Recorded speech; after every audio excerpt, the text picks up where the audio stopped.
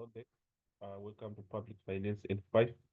In this video, we want to look at Module 1, Public Finance and 5. So, Module 1 is on fundamental principles of public finance. So, on our introduction, it reads, public financial management is concerned with the management of of public funds or money. So, very important that we should also know what we mean by financial management. So you'll see that financial management is about controlling the flow of money in and out of the organization. And then we've got activities that fall under financial management. So the activities that we see under financial management, for example, we can have payment of expenses, buying of suppliers, and also we can have also balancing of books, submitting reports to government agencies, and payment of salaries and wages. And we've got many other activities that we can include under financial management. But basically, in a nutshell, these are the activities that we have under financial management. So if you moving on, we want to look at we want to look at the next aspect, which is goals and objectives of the government. Uh, Goals and objectives of the government within the context of financial management. So you will see that all governments are striving towards the realization of goals. When setting goals, the government will consider their ideology and the following. So those are some of the uh, uh, issues that are able to be considered by the government when setting their goals. So the first point, we've got the needs of the community. The government has to take into consideration the needs of the community when setting goals. Also, the second point are the functions by which they strive to realize their goals. That is, how are they going to realize their goals? So the function also should be something of paramount importance as to take into consideration. Then the next one, the nature of public services rendered in order to fulfill their functions. Uh, Next, we've got the sources of income from which public services could be financed. And lastly, we've got the administration and control of such income. So the sources of income are also important, but on the other hand, also how are we going to employ those as or how are you going to get that income? The process of getting that income also. So there's need for administration of the activities that we are going to undertake as the government, so that we can attain the income. So this is what we have on the second part. Then we move on to the next one, whereby we are looking at laissez-faire. So laissez-faire, you'll see that laissez-faire is a type of economic system in which transactions are between private groups of people are free from any form of economic intervention. So, on the other hand, would see that it holds that markets should naturally be competitive. That what we mean by laissez-faire. So, according to the explanation that we have here, let's just try to see. It reads the explanation that we are having here reads we've got laissez-faire, and let's just try to see what we have. Right, it reads laissez-faire is a French, and it means to allow to do. In this ideology, the government does not intervene in the private economy or social activities of individual citizens or group. Instead, it allows a system of free association with what is today called the free market principles. So that's what we have within the context of the explanation of our laissez-faire. So we go on and look at what we have next under the module 1 of fundamental principles of public finance. So on the next slide, we've got our goals of the laissez-faire system. So these are the goals of the laissez-faire system. The first one is saying maintenance of law and order, in brackets protection as services. And then we move on to the next, which is saying enforcement of contracts by law courts, in brackets legal protection. Next, we've got protection of private lives. And then next, we've got protection of private property, in brackets legal or social protection. And lastly, we've got a defense of national community against any enemy, in brackets protection services. So these are the goals of the laissez-faire system. Then we can move on to the next slide and see what we have. On the next part, we have got social welfare goals. So it reads an ideology of socialism arose in which governments were asked to create circumstances within which individuals could develop his or her social welfare and physical being. This led to socialism, which was based on the idea that governments were expected to deliver things such as better working conditions, better pay, and more protection. So there is also need for us to to familiarize ourselves with what we mean by socialism. So you see that socialism is a political and economic theory of social organization, which advocates that the means of production, distribution, and exchange should be owned or regulated by the community as a whole. So you see that at the end of the day, it is characterized by social ownership. So this is what we mean by socialism. So here we are more concerned about the social welfare goals. So moving on to the next slide, let's try to see what we have there. If you go down, you see that we've got the next part that we want to look at.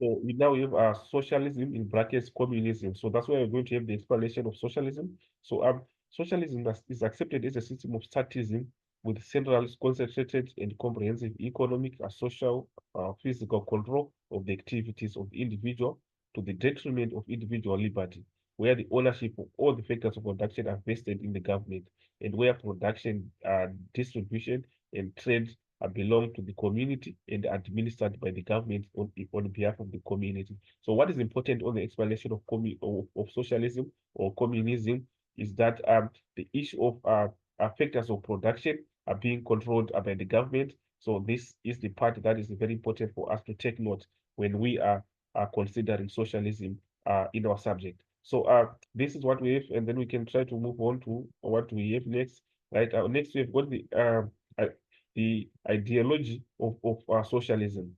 The ideology of socialism, then it reads, socialism advocates the transformation of private property into public property and income provided from such property to be divided in accordance with individual needs.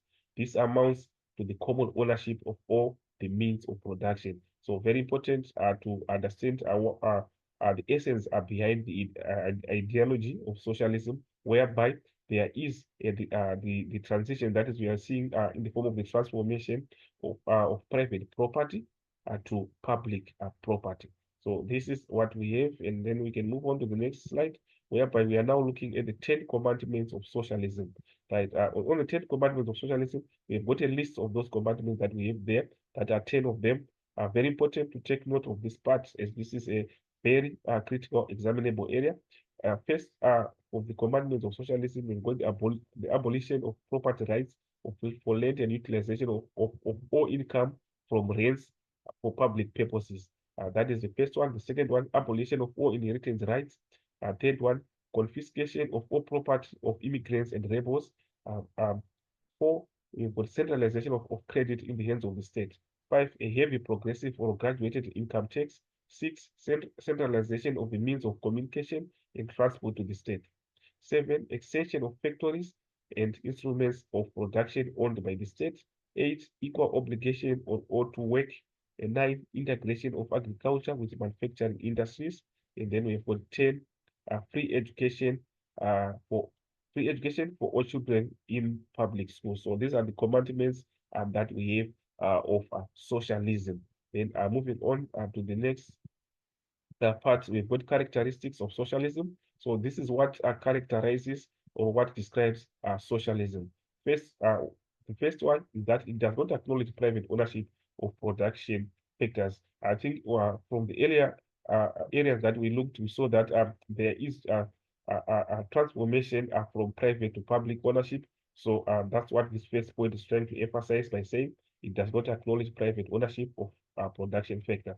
Then the second one, government decides on how production factors shall be employed.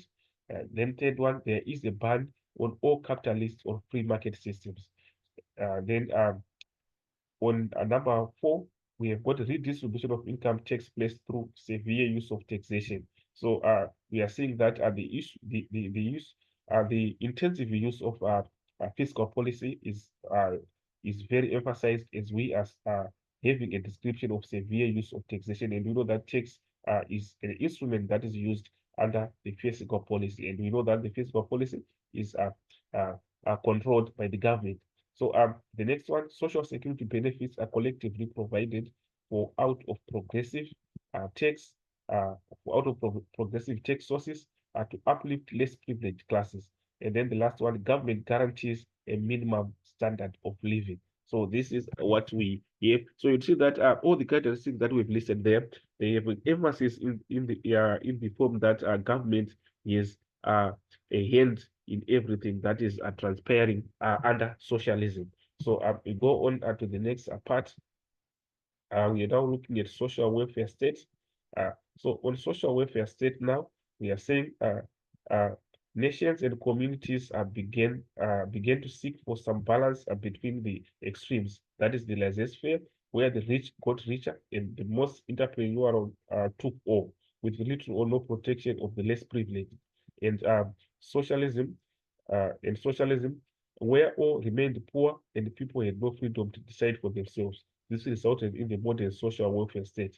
So this explanation is explaining the gap that can exist between the rich and the poor, whereby the rich become richer, and obviously the poor will become poor. Then we are going to have a big gap between the two, that is the rich and the poor. And this is being said that this led to the modern social welfare state. So this is what we have, and we go on to the next slide and try to see what we have on the next slide.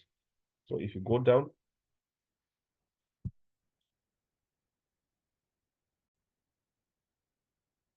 so on our next slide, it reads economic welfare state as an ideology.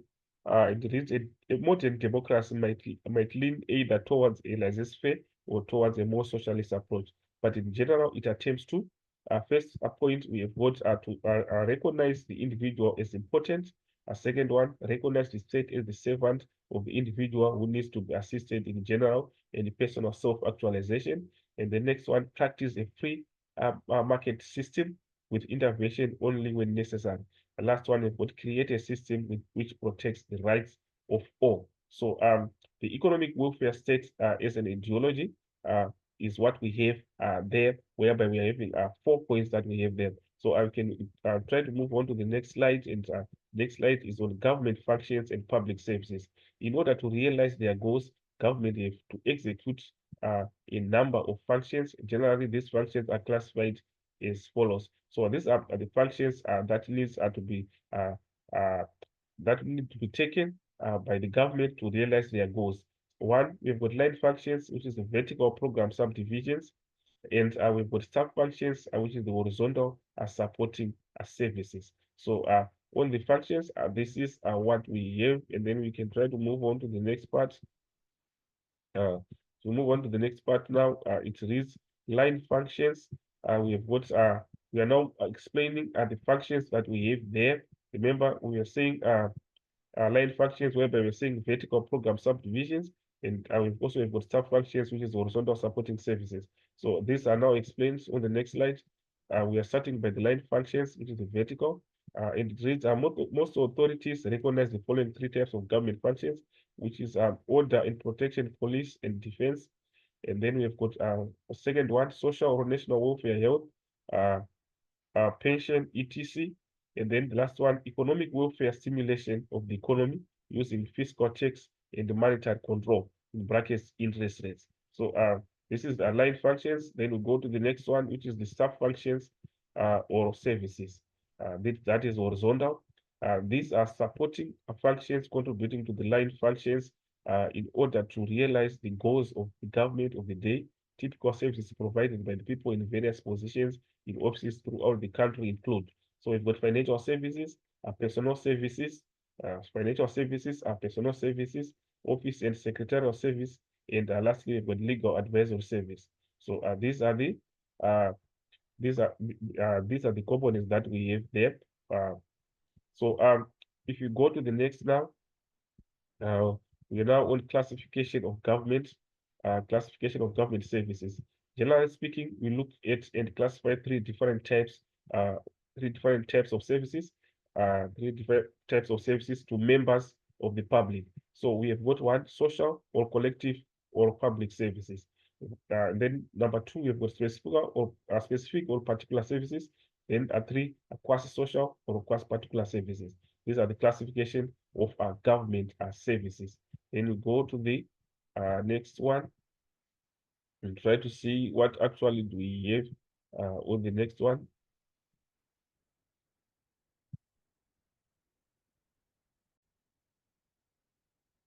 So on the next part, we have got privatization of government services.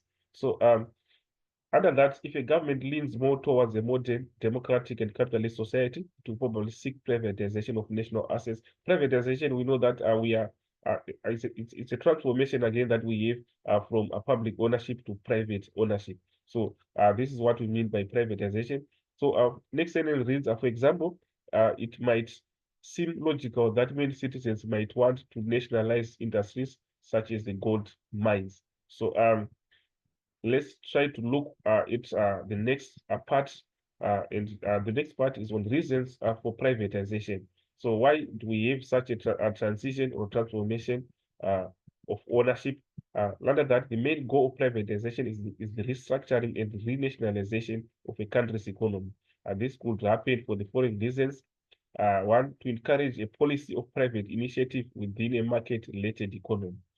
Second one, to reduce excessive government spending. Third one, to lower the financial burden of government. And lastly, to increase the tax base. So these are the reasons for privatization. We can go over them again. One, to encourage a policy of private initiative within a market-related economy. Second one, to reduce excessive government spending. Third one, to lower the financial burden of government. And lastly, to increase the tax base. So this is what we have. Then on the next one, we've got methods of privatization. Like how do we achieve the privatization process? First one is contracting out, that is allowing private individuals to supply services, and then deregulation, taking away legal monetary obstacles so that an industry has no protection against competition from others. And then depoliticization, that is divorcing or separating important services from party politics. So these are the three methods that we can employ so that we can achieve privatization. So this is what we have in terms of methods of privatization. So we can just try to see what we have next. So this marks the end of our module 1. So let's stay tuned for module 2 in the next video. Thank you for listening. Hopefully this video was helpful on the notes to the first module of public finance N5. So stay tuned for more videos to come. We are still coming with more videos as we prepare for exams. As for this video, I'm signing out. We meet again in the next video.